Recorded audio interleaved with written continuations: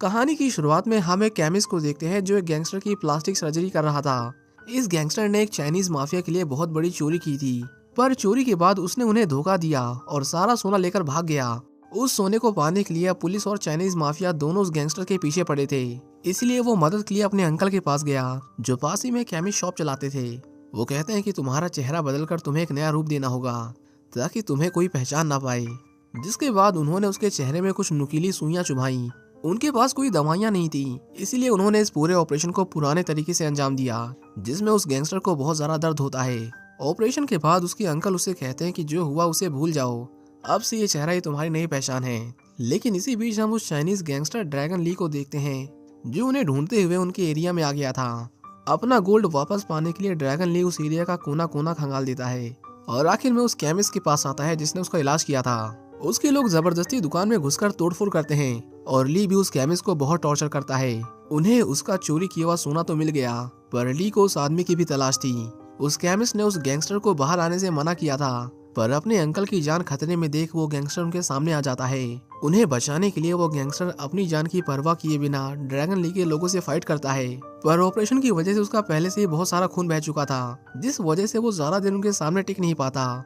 ली उस पर गोली चलाता है, पर वो एक आदमी को अपनी ढाल बनाकर बच गया।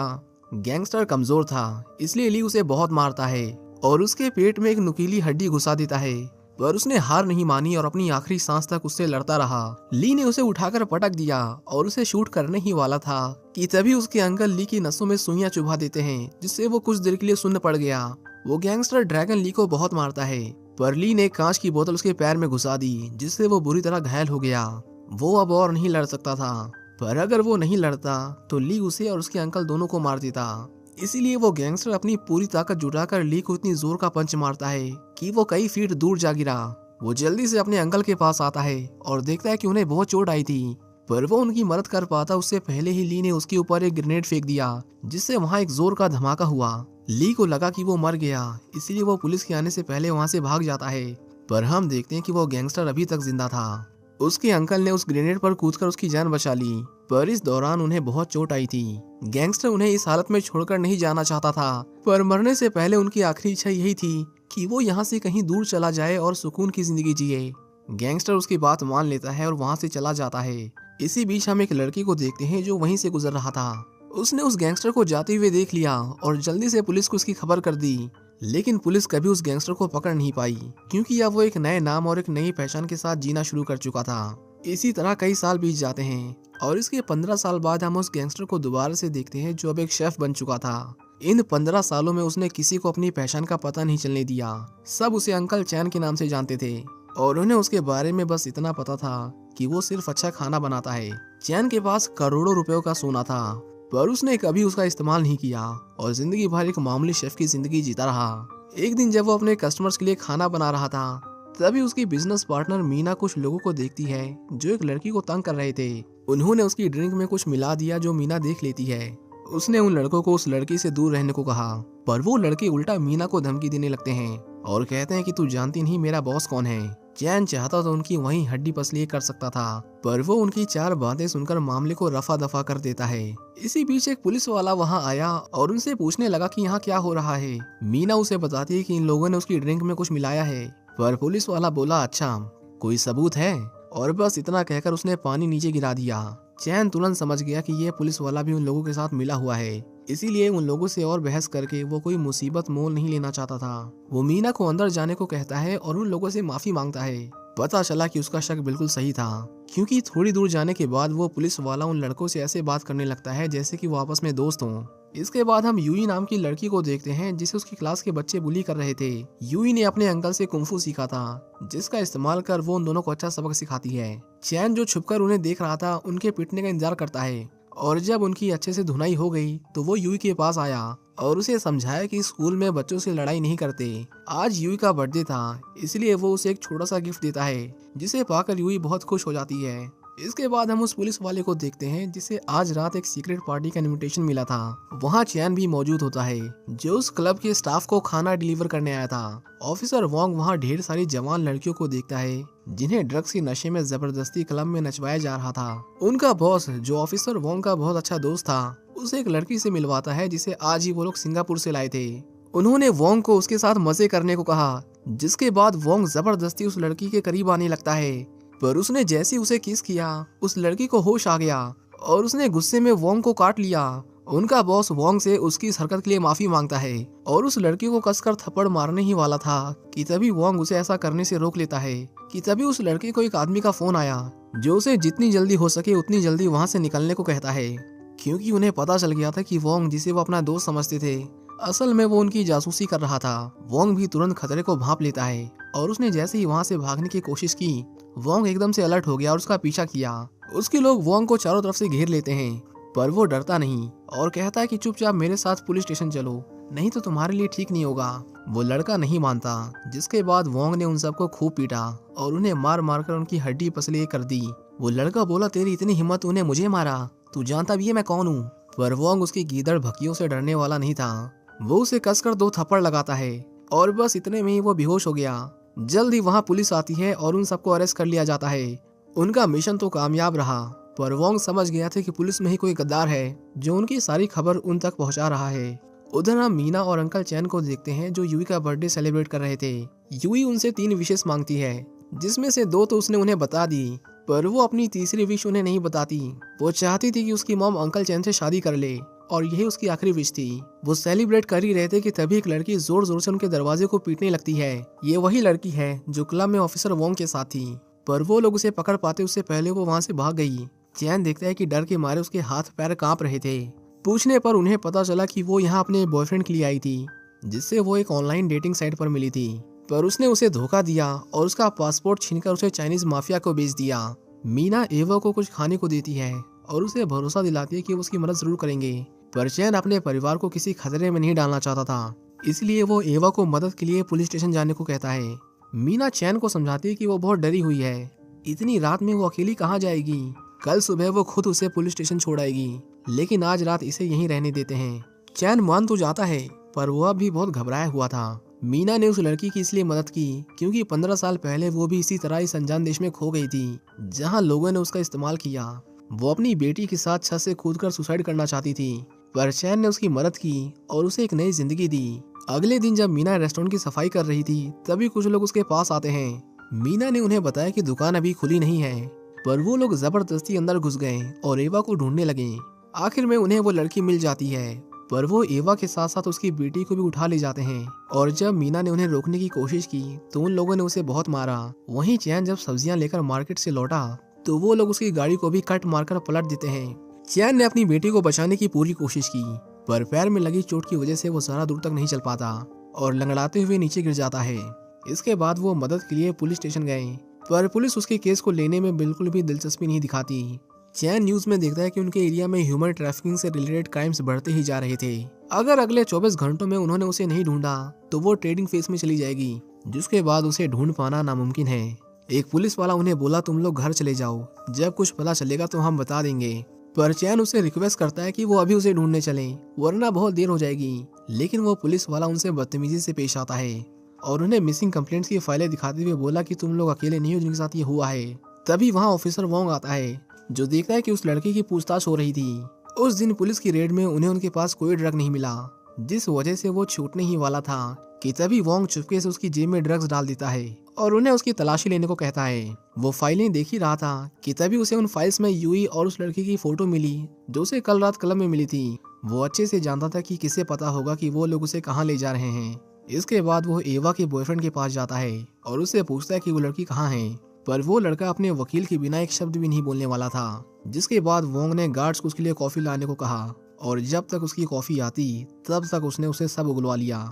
इसके बाद वोंग कमिश्नर साइमन को अपनी मिशन की रिपोर्ट सबमिट करता है, जो उसकी इस कामयाबी से बहुत खुश होते हैं। पता चला कि साइमन वोंग के अंकल थे, जिन्होंने कभी उसके पिता के साथ काम किया था। वोंग अपने पिता से एक पुलिस ऑफिसर बनने के लिए इंस्पायर हुआ था, पर वो साइमन ही था जिसने वोंग को पुलिस की वर्दी तक पहुंचाया।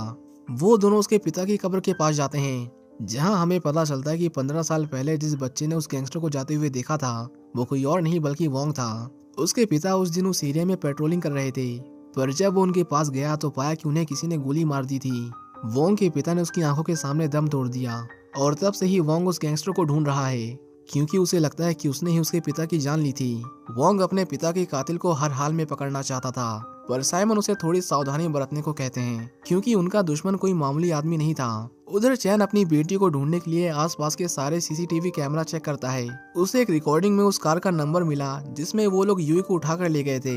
वो जल्दी से एरिया के सारे मैकेनिक से उस कार के बारे में पूछते हैं और आखिर में उन्हें एक आदमी मिल ही गया जिसने उस कार को कुछ दिन पहले ही रिपेयर किया था। वो चैन को एक बिल्डिंग के पास ले जाता है जहां उसने कार को रिपेयर करने के बाद वापस छोड़ा था। वहीं हम यूई को देखते हैं जिसे उसी बिल्डिंग में बाकी लड़कियों के साथ जबरदस्ती कैद करके रखा गया था। चैन बस किसी भी तरह अंदर जाकर अपनी बेटी को छुड़ाना चाहता था, पर सीधे तौर पर उस बिल्डिंग में घुसना खतरनाक हो सकता था। वो अपने एक दोस्त से बात करता है जो उस बिल्डिंग में हर रोज सब्जियां डिलीवर करता था। अगली सुबह वो आदमी हर रोज की तरह वहां सब्जियां पहुंचा देता है, पर उन्हीं में से एक टोकरी में चैन छुपा हुआ था जो बड़ी चालाकी से बिल्डिंग के अंदर घुस जाता है। उधर हम ऑफिसर वोंग को देखते हैं जो उसी बिल्डिंग के पास आता है। उसे डिपार्टमेंट में अब किसी पर भरोसा नहीं था, इसलिए सबूत इकट्ठा करने के लिए वो दीवार फांदकर अंदर घुस जाता है। अंदर आकर उसने कुछ सर्जन की बातें सुनी जो किसी पेशेंट की आंख निकालने की बात कर रहे थे। वो समझ गया कि यहाँ जरूर ऑर्गन ट्रैफिकिंग की जा रही है। वहीं चैन जब ऊपर आया तो उसने पाया कि उस जगह पर लड़कियों की ऑनलाइन नीलामी की जा रही थी। उन्हें कैमरे के सामने अच्छे से पेश आने को कहा जाता है और जो लड़की ऐसा करने से इनकार करती थी उसे ये लोग बहुत मारते थे। यहाँ बस एक ही नियम चलता था, या तो हंसते हंसते नीलाम हो जाओ या फिर ये लोग तुम्हारे ऑर्गन्स निकालकर उन्हें ब्लैक मार्केट में बेच देंगे। इसी बीच वोंग उस बच्ची को ढूंढते ढूंढते थर्ड फ्लोर पर आ जाता है जहां उसे एवा मिली जो रो रो कर उसे मदद की भीख मांगती है। पर वोंग को पहले उनके खिलाफ सबूत इकट्ठा करने थे। उसने एवा से बस थोड़ी देर में वापस आने का वादा किया और फिर एक कमरे में गया जहां उसे एक लड़की की लाश पड़ी मिली। इन जालिमों ने उसे मारकर उसके सारे ऑर्गन्स निकाल लिए थे। वोंग समझ गया कि वो जितना सोच रहा था मामला उससे कहीं ज्यादा गंभीर है। वो जल्दी से कुछ तस्वीरें खींचता है और वापस लौटने लगता है। उधर चैन एक गार्ड का पीछा करते हुए कमरे में आता है जहां ढेर सारी लड़कियों को रखा गया था। तभी वहां उसने एक टॉफी पड़ी हुई देखी जो उसने यूई को उसके बर्थडे पर दी थी। चैन बिना देर किए उस गार्ड पर हमला कर उसे बेहोश कर देता है, पर पता चला कि इन लोगों ने यूई को कल रात ही कहीं और शिफ्ट कर दिया था। वो उनके पेट पर लगे कट्स देकर समझ गया कि आज रात इनमें से कोई नहीं बचने वाला। वो उनकी मदद करना चाहता था, पर तभी वहाँ वोंग आ जाता है। चैन को लगा कि पुलिस भी उन लोगों के साथ मिली हुई है, इसलिए उसने वोंग पर हमला कर दिया।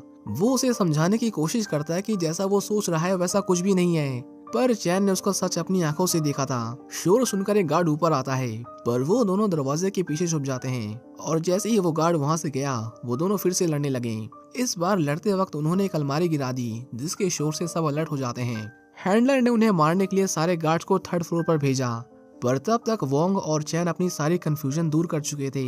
दोनों मिलकर उन गार्ड से फाइट करते हैं, पर उनकी तादाद लगातार बढ़ती ही जा रही थी। सब लाठी डंडे लेकर उन पर एक साथ टूट पड़े, पर वोंग एक एक की हड्डी पसली कर देता है और जो बचे उन्हें चैंग ने ठिकाने लगा दिया। अपने लोगों को मार खाता देख हैंडलर अपने और लोगों को ऊपर भेजता है और इतने सारे लोगों से एक साथ लड़ पाना उनके बस की बात नहीं थी। पर चैन 15 सालों बाद एक बार फिर अपने सुपर पंच का यूज करता है और उनकी पूरी कतार को एक साथ ढेर कर देता है। वोंग एक मामूली बावर्ची में इतनी ताकत देखकर दंग रह जाता है, पर तभी उसकी नजर चैन के पैर पर पड़ी और उसे याद आया कि 15 साल पहले जो आदमी उसके पिता को मारकर भागा था उसके पैर में भी ऐसी चोट आई थी। वो समझ गया कि चैन ही उसके पिता का कातिल है, पर अभी उससे अपना बदला लेने का सही समय नहीं था। वोंग ने जल्दी से बैकअप बुलाया, जिसके बाद बाहर खड़ा उसका आदमी दीवार तोड़कर अंदर घुस जाता है और वो तीनों वहाँ से भाग गए। इस मिशन को बीच में ही रोकने के लिए वोंग साइमन पर बहुत गुस्सा था, पर साइमन कहता है कि वहाँ अकेले जाकर तुमने सिर्फ खुद को ही खतरे में नहीं डाला बल्कि हमारा सारा प्लान भी चौपट कर दिया। वोंग के पास उनके खिलाफ पक्के सबूत थे, पर बावजूद इसके साइमन उसे बिना सोचे समझे किसी नतीजे पर आने से मना करता है। उसने वोंग को आगे की कार्रवाई रोकने को कहा और उसे ये भी ऑर्डर्स दिए कि वो ड्रैगन ली के आदमियों को छोड़ दे। वोंग जानना चाहता था कि उन्हें किस बात का डर है, पर ऐसा लगा जैसे साइमन उसे पूरी बात बताने से झिझक रहा था। इसके बाद हम एवा को देखते हैं, जिसे उन लोगों ने पकड़कर ड्रैगन ली के हवाले कर दिया था। इस पूरे ह्यूमन ट्रैफिकिंग एम्पायर को चलाने वाला शख्स यानी ड्रैगन ली हर खूबसूरत लड़की की पेंटिंग बनाकर उन्हें अपने घर में सजा कर रखता था। वो उस लड़के पर बहुत गुस्सा था जिसने पुलिस को उनके अड्डे की जानकारी दी थी। वो उसके मुंह में ढेर सारे ब्रश डाल देता है और अगर एक भी ब्रश उसके मुंह से गिरा तो समझो उसका गेम ओवर। वहाँ एक लड़की आती है जो ली के बिजनेस में उसकी मदद करती थी। पता चलता है कि 15 साल पहले ये पूरा एम्पायर उसी के पिता चलाते थे, लेकिन चैन ने उसके पिता को मार दिया, जिसके बाद ये पूरा बिजनेस ड्रैगन ली के हाथों चला गया। ली इतने सालों से चैन को ढूंढ रहा है क्योंकि चोरी किया हुआ सोना अभी उसके पास था। जब उसे पता चला कि पुलिस ने उसके ठिकाने पर रेड मारी है तो वो जल्दी से वहाँ की सीसीटीवी फुटेज देखता है और वहाँ जो उसे देखने को मिला उसे देखकर वो एकदम से दंग रह गया। और फिर उसकी नजर चैन के सुपर पंच पर पड़ी, जिसे देखकर उसे वही दिन याद आ गया जब चैन ने उसे इसी पंच से ढेर कर दिया था।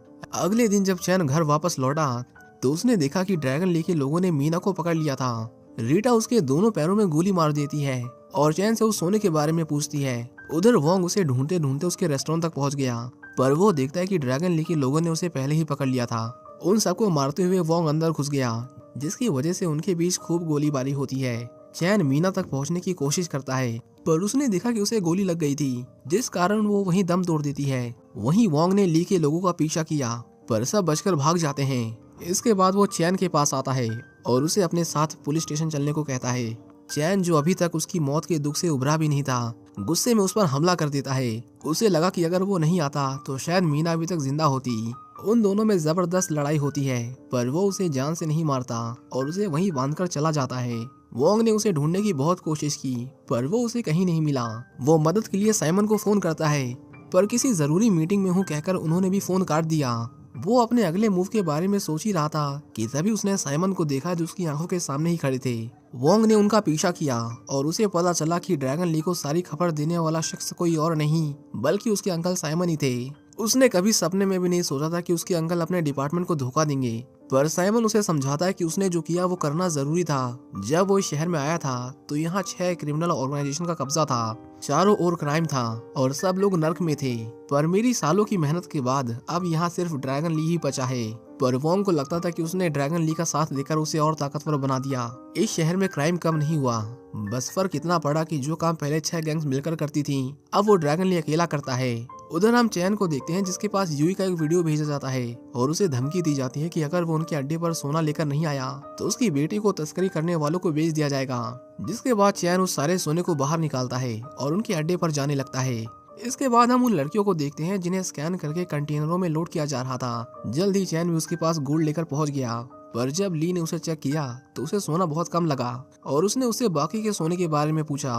पर चैन उसे बाकी के गोल्ड के बारे में तब बताता जब वो उसकी बेटी को छोड़ देते, लेकिन ली ने उसे यहाँ सौदा करने के लिए नहीं बुलाया था। वो उसके सामने ही उसकी बेटी को टॉर्चर करता है और यूई के पैरों पर नुकीले कांच के टुकड़े गिराता है, जिससे उसके पैरों में जख्म हो जाते हैं। चैन अपनी बेटी को इस हालत में नहीं देख पाया और आखिर में उसने बता दिया कि बाकी का सोना कहाँ रखा है।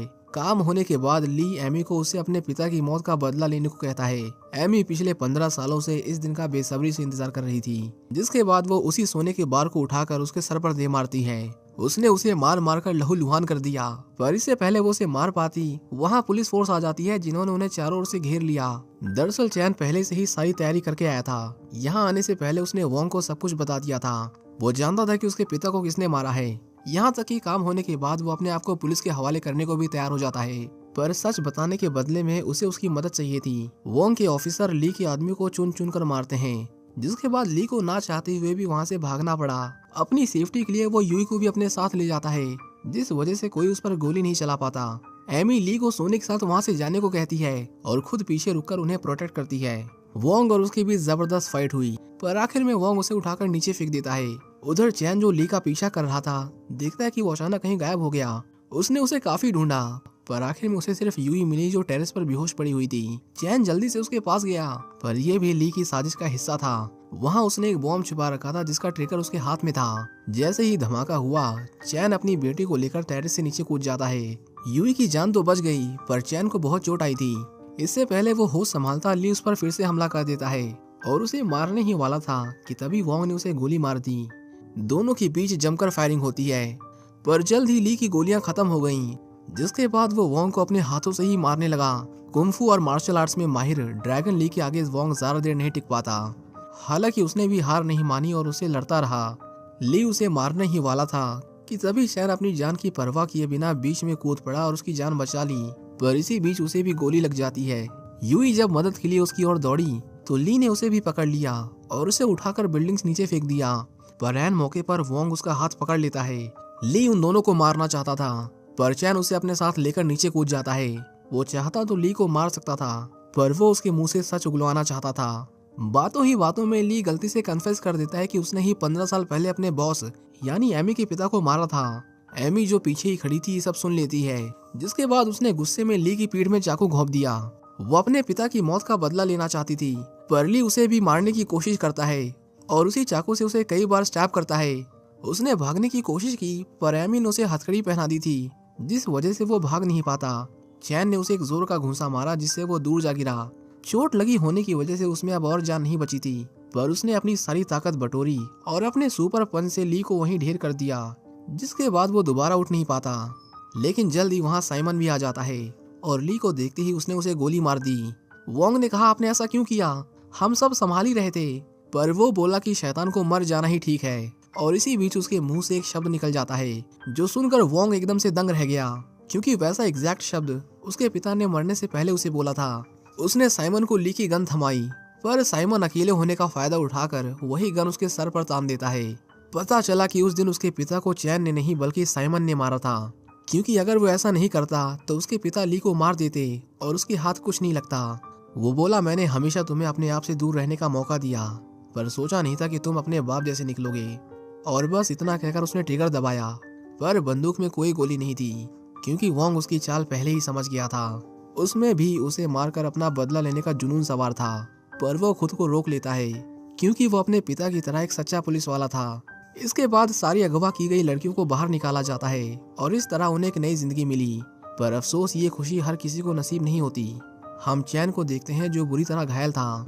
यूई उसे उठने को कहती है, पर चैन ने उसके सामने अपनी आखिरी सांस ली और इस दुनिया को हमेशा के लिए अलविदा कह दिया। इसके कुछ दिन बाद हम एवा को देखते हैं जो ऑफिसर वोंग को उसकी जान बचाने के लिए शुक्रिया कहती है, और कहीं ना कहीं दोनों एक दूसरे को पसंद भी करने लगे थे।